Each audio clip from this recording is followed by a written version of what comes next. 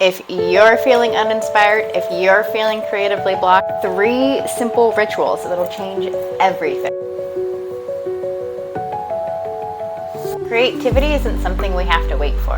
It's something we can intentionally create space for through small routines and ritual. Through this, we open up the channel to connect with something bigger than us. Whether you're a painter, a writer, a dancer, or simply someone looking to have more creativity in their everyday life, these 3 simple rituals will help unlock your inner magic.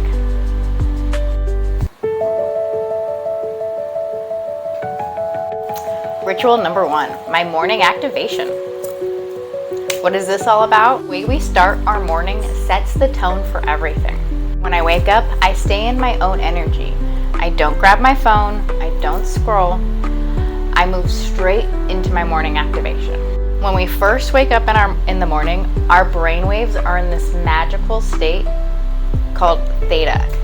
And in this space is a wonderful opportunity for us to be able to rewire the way we think. We can break into our subconscious in a way that we can't do in our waking mind states. And by being able to do this, we can rewire limiting subconscious beliefs. We can see things that have patterns that have held us back, and we can ingrain positive. This is a magical time for rewiring limiting beliefs, for visioning, for stepping into the person we are becoming. I meditate, I flow, I journal. Those are my 3 important things I do in the morning. I've been doing the morning pages now for about 2 years, and I can feel the difference when I don't. It's like a constipation in a way. Like the creative ideas are backed up and they need to get out on paper. And the act of writing clears the channel and makes space for creativity to flow effortlessly. Yes, we can paint while thinking about stress and worries and bills, but the energy we put into our art is reflected back on us. Just like Dr. Emoto's experiments with water crystallizations, when you're putting positive, beautiful energy into something, that positive, beautiful energy reflects back at you, especially when you're working with a water-based medium. Our emotions imprint onto everything we create. When I start my day in alignment, my art then becomes a reflection of that energy. Now I hear you. I'm not a morning person, or my kids wake up too early, but it's about choice. I choose to wake up early. I choose to go to bed early. I choose to have good sleep hygiene. I choose to have a consistent sleep routine so my sensitive hormonal systems can predictably react to when to start my wake-up hormones and my sleep hormones. I choose to fill my own cup first, and because I do, I can show up fully for them.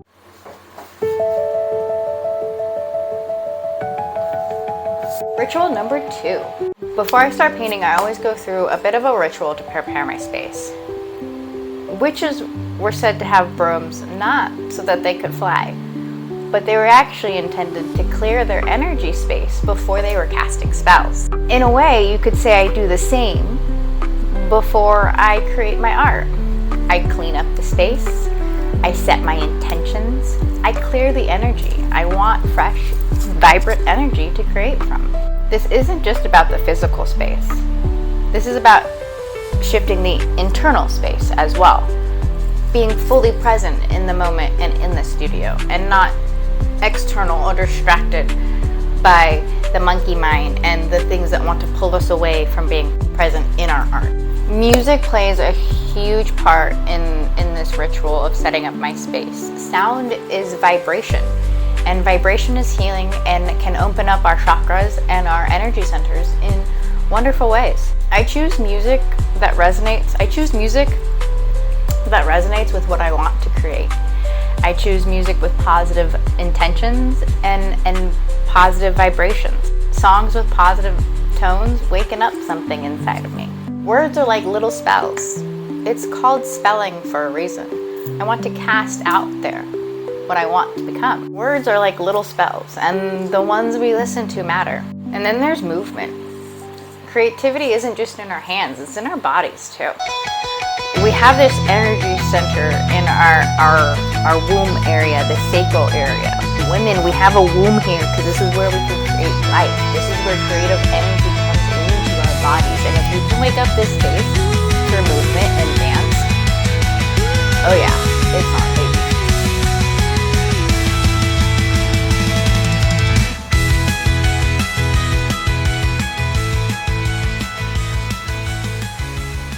Oh, sorry, I got distracted. The energy was awake inside of me.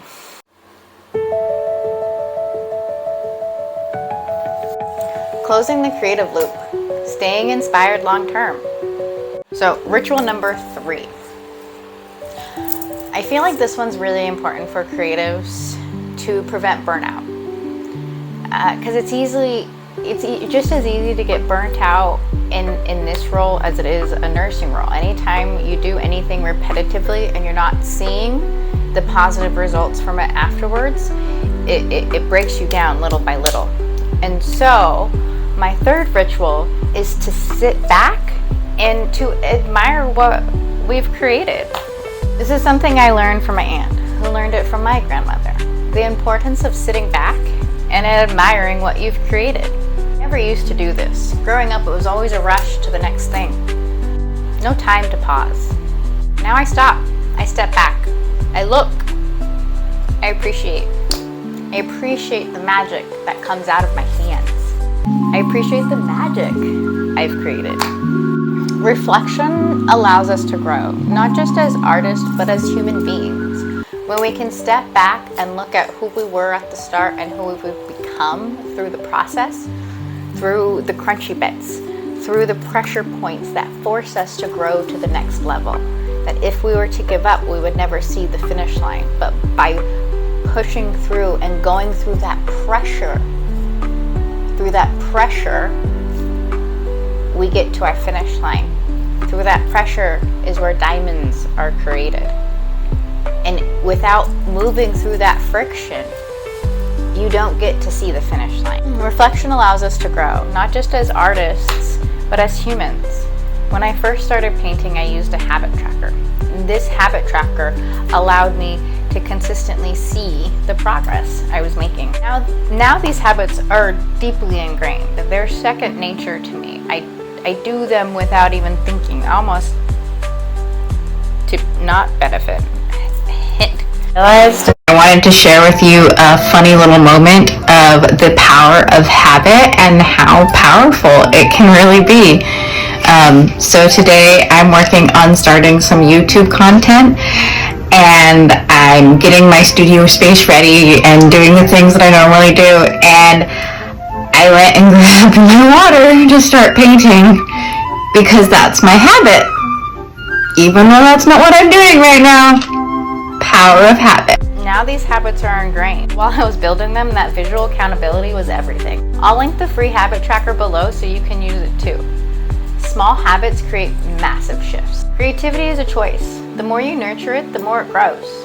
These 3 creative rituals will help you grow your creativity too. Starting my day with intention, preparing my creative space, and closing the loop on my creativity have transformed my creative practice. And I promise they can do the same for you.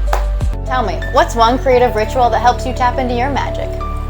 Drop a comment below, I'd love to hear. If you want more creative inspiration, subscribe. A life full of art, magic, and intention together. Doodaloo, doodaloo, it's the end. Bye, friends. Press that thumbs up button and make sure to go on my YouTube, Twitter, Shellfish, never mind, I paged that one up.